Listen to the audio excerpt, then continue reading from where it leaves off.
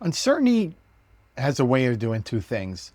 It either freezes us completely or it sends us spinning off in every direction, making plans, running scenarios in our head, trying to think of a way to get to solid ground.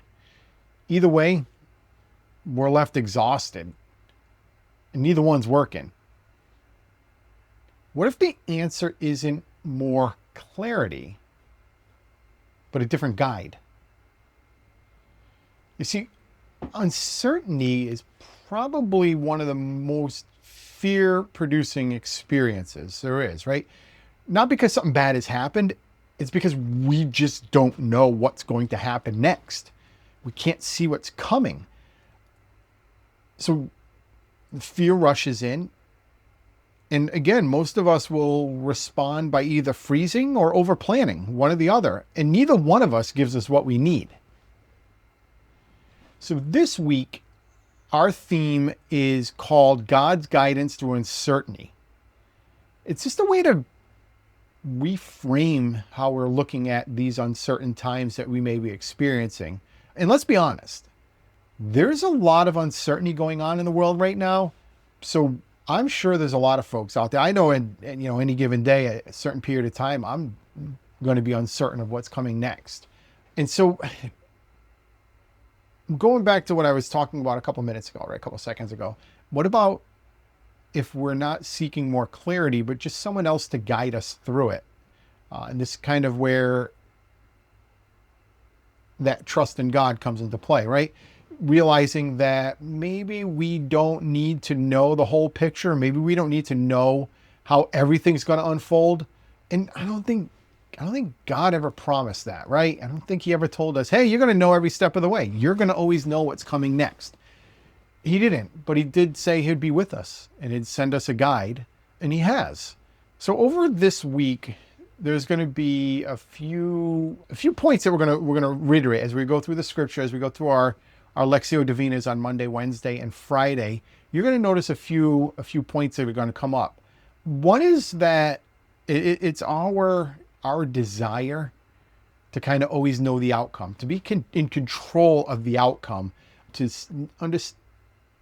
see where the road ends, right? We don't want to just jump on this road without knowing where it's going. We typically want to know with full clarity what's going to happen. But God doesn't usually do that. Like we said, he tends to tell us what the next step is. He tends to give us a little bit of clarity in just taking that next step, allowing us to say, do the next right thing and walk in through that journey. So it's going to be one of the first things that you're going to see as the week progresses, as we go through the readings, is that God doesn't promise full clarity. He tells us that he's going to counsel us. He's going to keep an eye out for us, but we may not always know where the road's going to end. One of the other points is that we're going to go into is that the guidance that we do get, it isn't always in the form of like a GPS, right? Jesus is not going to, spell everything out in its entirety to us. He's not going to come and say, all right, do X, do Y, do Z, and that's going to lead you to point A that you're trying to get to. He doesn't typically say that. It's more of a relationship, right? It's more of and in the reading on Wednesday, we're going to go into it a little bit, where he talks about, my sheep hear my voice, I know them and they follow me, right? It's more about having that relationship with Christ and building that relationship. And that's not done overnight. And we can be in various levels of our relationship, various stages of our relationship with Christ. But I think one of the important things is to constantly want to be building that relationship with Christ. And one of the best ways to do it, and I'll bring it up, adoration. I don't know if any of you have had the opportunity to go to adoration or maybe even know what it is. And for those of you who maybe like kind of listening to this going, all right, Steve, what's this adoration you speak of? It's the opportunity to adore Christ in the Blessed Sacrament. In your church or a neighboring church may do this on occasion. I'm blessed with my parish community is that we have adoration often. So it's every Tuesday and Thursday we have adoration where we're allowed to just go and just spend time and quiet time with the sacrament as an exposed, form. And it's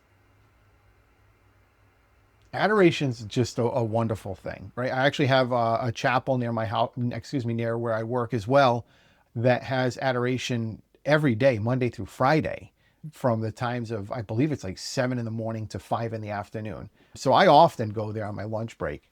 Adoration is it's just a beautiful, beautiful opportunity to build your relationship with Christ.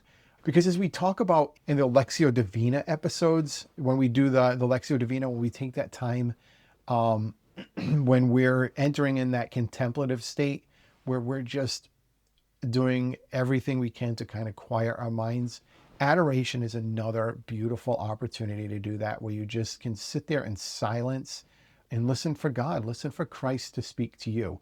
And so that's what I'm talking about when it's that relationship, as you build that trust with Christ. And it kind of leads into the third point on Friday, where we're going to get into a reading from Proverbs, where it's in that trusting, loving relationship that we have with Christ, that we trust what he's telling us to do before we even fully understand or fully comprehend everything that he's asking us to do. All right, so again, this week, we're going to have our 3 readings that we have every week, Monday, Wednesday, and Friday. Monday is going to be a reading from Proverbs 3, verse 5 through 6. It's, again, going to be that foundational call to trust in what God's promises are. Wednesday is a reading from John 10, verse 27. Again, where Christ is talking about, the sheep hear his voice and they follow him because they know him. And on Friday, we're going to read a reading from Psalm 119, verse 105. It's actually, that's one of the, Psalm 119 is actually, it's a great one. It's a long psalm. And some say it's actually the exact center of the Bible. Actually,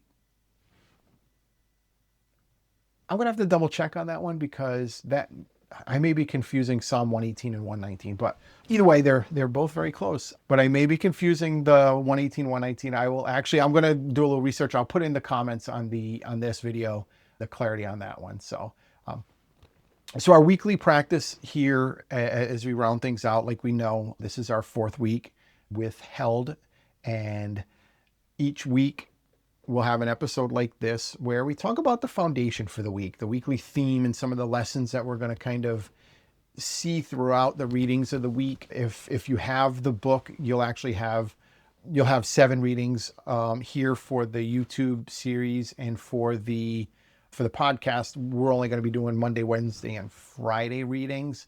But all the readings will have this same basic theme. But we're also going to provide a bit of a daily practice, something that we can do, a little bit of an activity to kind of bring us closer in that relationship and help us along the way. And for this week, we're just going to, it's very simple. Just if there's any situations where you feel unsure for the week, at any point in time, during the day, just say, hey, trust it to God. God, Lord Jesus, show me the next right step. And then just write that down. There's power in writing it down. In the book, I leave journaling space. It's a great place to just write down what came to you. What do you feel? What next small step do you feel that the Lord's asking you to take? So again, as always, I truly do thank you for joining me. If you want to share anything, feel free to do so in the comments. I love reading everybody's comments. I think, and I've mentioned this over and over again, it's a beautiful opportunity for us to start building this community. I think one of my major points for doing everything I'm doing here is to give folks the opportunity to fully realize that we're not alone in all of this. If you're dealing with fear and anxiety in your life, I know it can be isolating, and that's the evil one, with exactly what he's trying to do. He's trying to isolate us. He's trying to separate us. I just want you to know that you're not alone, and that you're loved, and that there's a community here that's just cheering you on, and we're praying for you. So thank you very much, God bless.